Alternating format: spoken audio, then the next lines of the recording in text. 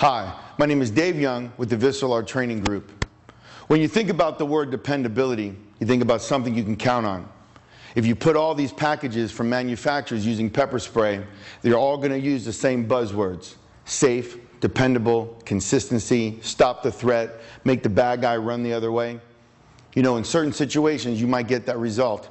But in 20 years of using this and hearing stories over the last 20 years and personally being contaminated and having my professionals that I train go out in the field come back and tell me that they sprayed a whole can on a guy and it didn't work, sometimes they had the wrong expectations. So when you're looking at all the different types of pepper sprays to buy, you have to make sure that not only is it going to work when you need it to work, but it's going to work in some of the situations that the manufacturer might not have thought about. So make sure it's dependable and it's consistent. And make sure that when you go to use the pepper spray, you know how much distance you're going to get. And it's not going to be a little unit like this where they tell you you're going to get 30 feet from the bad guy, because you're probably only going to get about 8 to 12 feet of dependability.